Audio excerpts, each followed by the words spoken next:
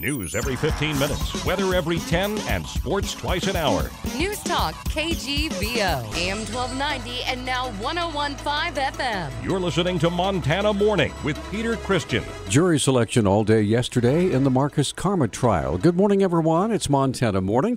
It is Tuesday, December 2nd, 2014. Right now, we have a chilly 5 degrees above zero. The sky is mostly clear in western Montana. Roads around the area intermittently snow-packed and icy, especially heading south out of Missoula down to the Bitterroot. And looks like Interstate 90 headed west and headed east just outside of Missoula.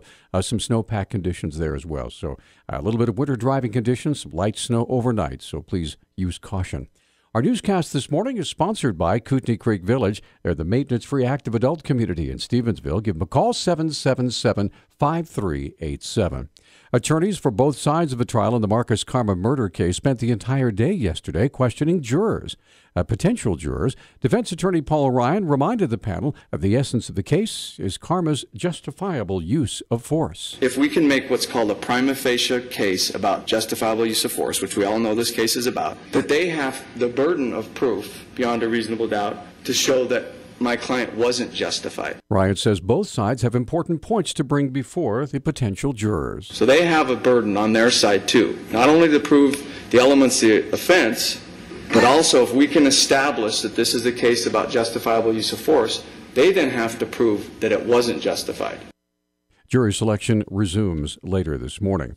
Interest in the Kaarma trial in Missoula has reached far past the borders of Montana and the United States. Nalan Sipar is a journalist for the public television network called German Wave. Sipar questions, as many Europeans do, the American concept that led to what is known as the Castle Doctrine, in which using deadly force and protecting one's property in this country is legal. That makes for us the question, how could it happen? How do people here in the States have the right, like the Castle Doctrine, to shoot just like this to someone and kill a young person? Sipar questions what the reaction will be in her home country if Kaarma is found not guilty of the shooting death of Diren Dede. I think if the jury says, no, he's not guilty, many people in Europe will think, okay, so there is another evidence for us to say Americans are just like, just crazy about their guns and their security. They're dangerous. Jury selection continues, as I mentioned this morning, in Missoula District Court. A Montana school teacher serving a 10-year prison term in a notorious student rape case has appealed his sentence to the state Supreme Court. 55-year-old Stacey Dean Rambold was sentenced in September by Judge Randall Spalding. He's currently incarcerated at Montana State Prison in Deer Lodge. Rambold's attorney, Jay Lansing, filed the notice of appeal November 24th. No reasons were stated, and Lansing could not be reached Monday for comment. Rambold pleaded guilty last year to a single count of sexual intercourse without consent in the 2007 rape of 14-year-old Charis Morales. The freshman in Rambold's business class at Billings Senior High School committed suicide in 2010. If you remember, the original judge in the case was censured by the Supreme Court for suggesting that Morales shared in the blame for her sexual assault. A federal bankruptcy judge has turned down a request from media organizations to make public the details of a debtor's examination undergone by Yellowstone Club founder Tim Blixseth.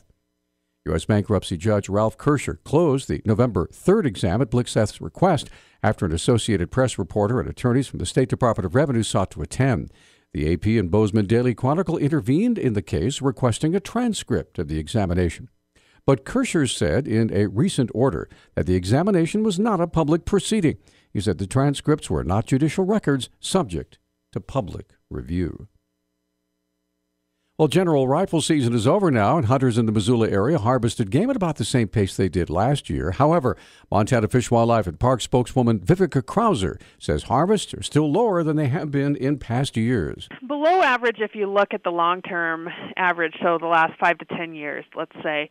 They're definitely below that, and a lot of that's by design and looking at where our populations are in some of the hunting districts or our cow-calf ratios in some cases, and setting hunting seasons to be a little bit more restrictive to bounce those seasons. The number of recorded hunting trips also dropped. We had less hunters than we had seen in the past handful of years. If you look at the Bonner Hunter Check Station, for example, down about 600 hunter trips from last year, but if you look at the 5-year average, it's really about on par. Anaconda numbers through the check station, it's about on par. One of the big surprises this season, the number of whitetails harvested. Despite fewer hunter trips at the Bonner check station, whitetail harvest up to over 380, the highest it's been since 2010. An analysis of the proposed sale of Community Medical Center in Missoula has increased the price by more than $7 million to nearly $75 million. The board of directors of the nonprofit hospital announced in September it had agreed to sell its assets to a partnership between Billings Clinic and Regional Care Hospital Partners for $67.4 million. The proposed sale must be approved by the Attorney General's office. The state hired a business valuation firm, which set the fair market value of the hospital's assets at between $67 and $75 million. The Attorney General's office is expected to make a decision before the end of the year. Now, the proceeds from the sale must be put into a foundation with a health-focused mission that serves the same area as the hospital. The Montana Department of Revenue has opened an online alcohol server training hub. Alcohol Education Coordinator Lisa Skates explains. We now have a much more user-friendly system for either licensees or the servers or sellers themselves to go online. They can input their first and last name and their date of birth and check to see if they have valid server training. If they are located in the system with valid training, then they can actually print out what we call a verification of training.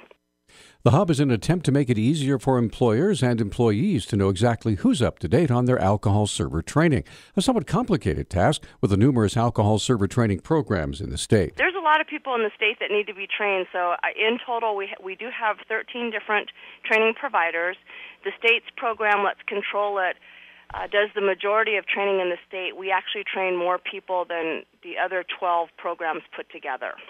Job seekers can also find out when and where new training sessions will be held. The Alcohol Server Training Hub can be found online at alcoholservertraining.mt.gov. There's also a link on the story on our website. And here are the results of Friday and Saturday's Montana lottery drawings.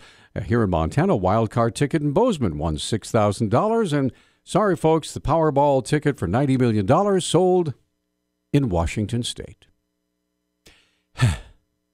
All right. Newstalk time now is 6:10. Newstalk, KGVO. Missoula's official weather station. Mostly sunny and cold today, but our temperatures will eventually warm into the mid to upper 20s. Tonight, mostly clear with our lows dropping into the low teens. Ample sunshine is expected Wednesday with our highs right around 30. I'm meteorologist Brooke Foster for KECI 13.